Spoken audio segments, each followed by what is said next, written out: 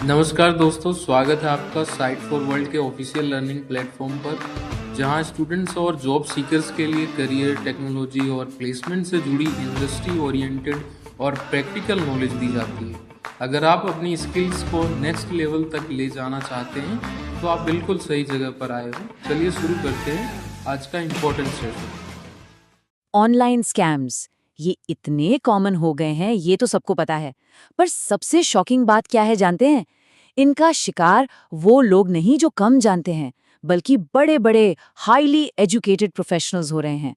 आज हम इस साइकोलॉजिकल पजल को डिकोड करेंगे और समझेंगे कि ये मजबूत ह्यूमन फायरवॉल आखिर बनता कैसे है।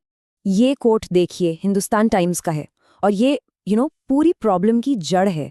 बात ये नहीं है कि विक्टिम्स अनजान हैं या उन्हें कुछ पता नहीं है, बिल्कुल नहीं।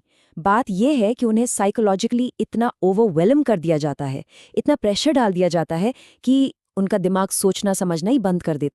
तो सबसे बड़ा सवाल यही बनता है, भाई इतने स्मार्ट पढ़े लिखे लोग आखिर इन ऑनलाइन स्कैम्स में फंसते क्यों हैं? क्या उनकी इंटेलिजेंस में कोई कमी है या कहानी कुछ और ही है? चलिए इसको आगे समझते हैं। ओके, तो अपने पहले सेक्शन में आते हैं। एक चीज बिल्कुल क्लियर कर लेनी चाहिए, आपका प्रोफेशनल एक्सपीरियंस या हाई आईक्यू इन अटैक्स के आगे कोई शील्ड नहीं है, कोई सुरक्षा कवच नहीं।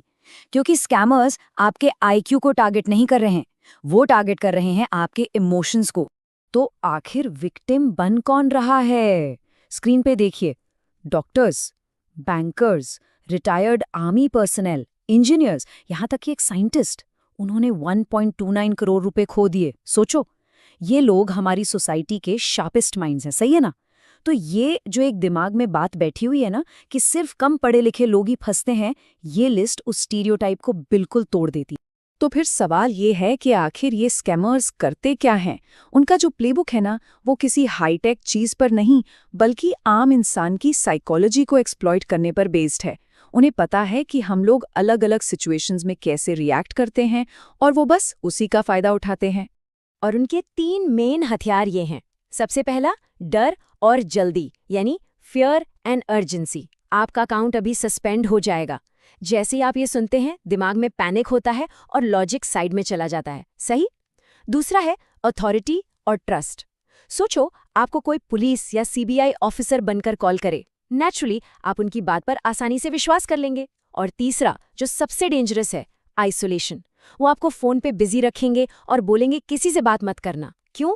ताकि आपको कोई दोस्त या फैमिली मेंबर रियलिटी चेक ना दे दे।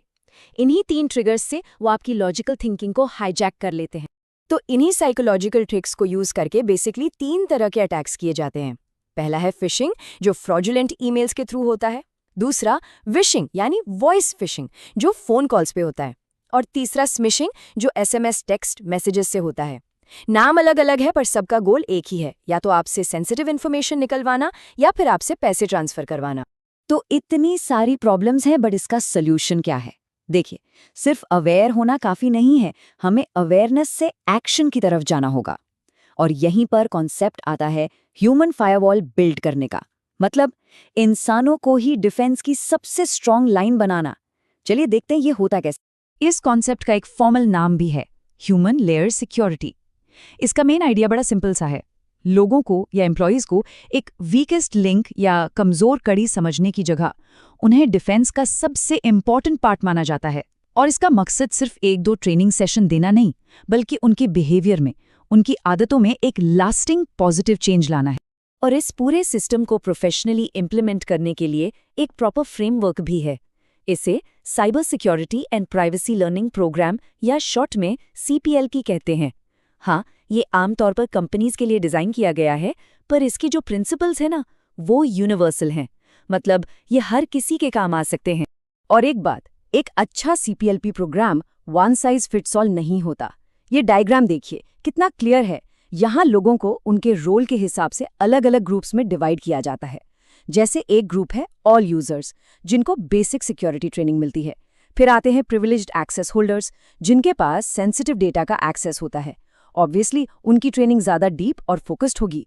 और इसी तरह अलग अलग रोल्स के लिए अलग ट्रेनिंग होती है। ये जो टेलर्ड अप्रोच है ना, यही इस ट्रेनिंग को इफेक्टिव बनाता है। तो सवाल है, इस सीपीएलपी प्रोग्राम में आखिर होता क्या है? इसकी एक सबसे प्रैक्टिकल और इफेक्टिव एक्सरसाइज है फिशिंग सिमुलेशन। इसको आप फिशिंग ड्रिल भी कह सकते हैं। सिंपल एनालॉजी है, जैसे आग से बचने के लिए फायर ड्रिल होती है, ठीक वैसे ही फिशिंग से बचने के लिए ये ड्रिल होती है। Practice, right? और ये ड्रिल कंडक्ट करने का एक पूरा प्रोसेस है। पहले आप अपने ऑब्जेक्टिव्स डिफाइन करते हैं। फिर आप बिल्कुल रियल दिखने वाले फेक फिशिंग ईमेल्स बनाते हैं। इसके बाद ये ईमेल्स एम्प्लॉयज को भेज दिए जाते हैं।